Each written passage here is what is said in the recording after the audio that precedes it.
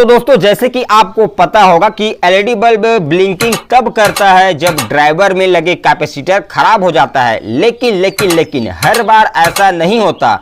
कभी कभी SMD LED खराब होने से भी एलईडी बल्ब में ब्लिंकिंग प्रॉब्लम आता है। तो दोस्तों इस वीडियो में मैं आप लोगों को एक ऐसा तरीका बताने वाला हूं जिस तरीके से आप एलईडी बल्ब के ब्लिंकिंग प्रॉब्लम को बिना एलईडी चेंज करे ही ठीक कर सकते हैं और कई महीनों तक उसको चला सकते हैं। तो नमस्कार दोस्तों, मेरा नाम है अमर और आप देख रहे हैं हमारा यूट्यूब चैनल मैकेनिकल सर्च।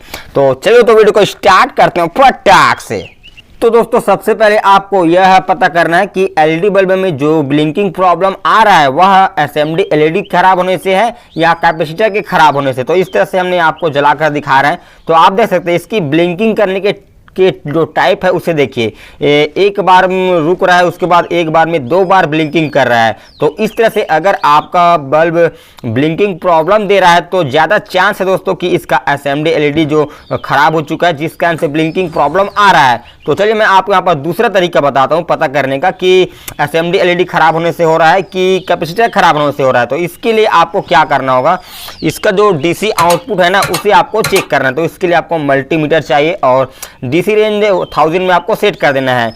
तो आपको दोस्तों जैसे कि ब्लिंकिंग प्रॉब्लम दे रहा है तो आपको इसका वोल्ट चेक करने में दिक्कत हो सकता है, तो आपको वोल्ट चेक करना जरूरी है। तो आप किसी भी तरह आंख को छुपाते हुए, क्योंकि इसका रोशनी आंखों में आता है, तो आपको इसे चेक करना है। तो आप यहाँ पर देखिएगा इसका जो वोल्टेज है ना वह कभी 114-15 हो रहा है, कभी यहाँ पर 60 हो रहा है, कभी यहाँ पर 82 हो रहा है। यानी कि इसका जो वोल्टेज है वह तेजी से अप डाउन हो रहा है। तो दोस्तों अगर आपका बल्ब ब्लिंकिंग प्रॉब्लम दे रहा है और यदि आप उसका वोल्टेज चेक कर रहे हैं और इस तरह से उसका वोल्टेज तेजी से कम ज़्यादा हो रहा है, तो यहाँ पर पूरी चांस दोस्तों कि इसका जो प्रॉब्लम है वह इसका एसएमडी एलईडी में है। तो दोस्तों आपको पता कैसे करना है कि कौन सा एसएमडी एलईडी खराब है, तो उसी के लिए आपको 9 वोल्ट की बैटरी की आवश्यकता होगा।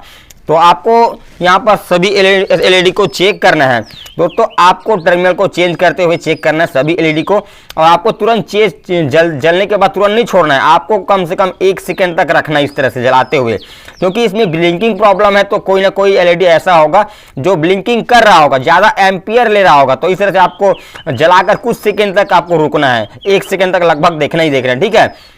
तो दोस्तों यहाँ पर इस तरह से आपको चेक करना है। तो आप यहाँ पर देख पा रहे हैं इस एलईडी को हम चेक करें तो ये जो एलईडी है ना वह ब्लिंकिंग कर रहा है, जैसे कि आप देख पा रहे हैं। दोस्तों कारण यही है कि इसमें का जो ये वाला एलईडी है वह वीक हो चुका है, जिस कारण से यह ज़्यादा एम्पियर ले रहा है और ब्लिंकिंग कर रहा है। और एक एलईडी यहाँ पर ब्लिंकिंग कर रहा है, इस कारण से आपका पूरा बल्ब ब्लिंकिंग करता हुआ नजर आ रहा है। तो दोस्तों इसका प्रॉब्लम था वह हमें मिल चुका है। अब इसको सॉल्व कैसे करें, ठीक है।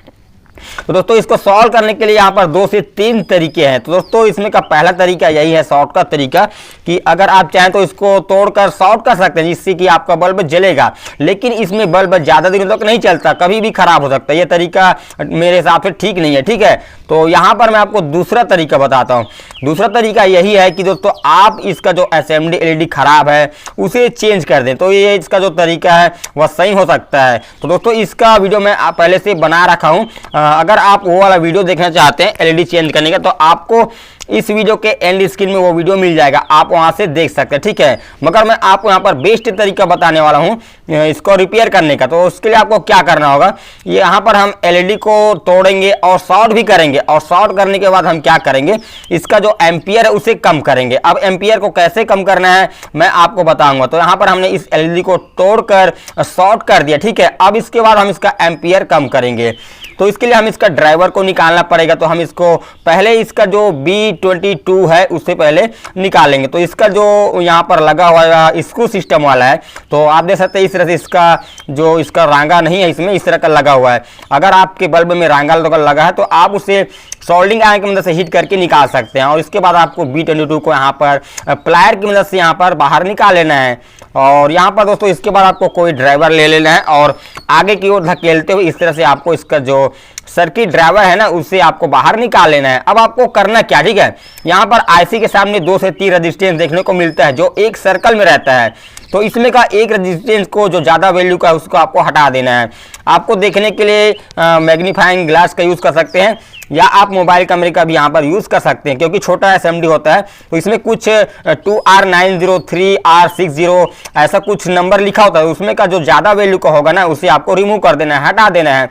जैसे कि मैं यहाँ पर 3R90 का रजिस्टेंस लगा हुआ उसी में यहाँ पर से निकाल रहा हूँ। तो मैं यहाँ पर आपको जूम करके दिखाता हूँ। दोस्तों आप देख सकते हो यह 3R90 वैल्यू का रजिस्टेंस है जिसको मैंने यहाँ से निकाल दिया। इससे क्या होगा कि इसका जो एम्पियर है दोस्तों वह थोड़ा बहुत कम हो जाएगा। जैसे कि इसमें 2 एम्पियर होगा तो 1.5 एम्पियर हो जाएगा, 1.5 एम्पियर होगा तो 1 एम्पियर हो जाएगा, यानी कि कम से कम आधा एम्पियर कम हो जाएगा, जिससे कि आपका बल्ब में शॉर्ट करने के बाद भी लोड नहीं बढ़ेगा और आपका बल्ब महीनों तक चलेगा। तो मैं इस तरह से इसको फिट कर दिया हूँ और आप यहाँ पर देख सकते, ठीक है दोस्तों। इससे क्या होगा 5 से 10% इसका लाइट में कमी आ सकता है, लेकिन यकीन मानिए दोस्तों आपका बल्ब ज्यादा दिनों तक चलेगा ऐसा रिपेयर करने से। तो दोस्तों चलिए मिलते हैं नेक्स्ट वीडियो में, तब तक के लिए जय हिंद, जय भारत, वंदे मातरम।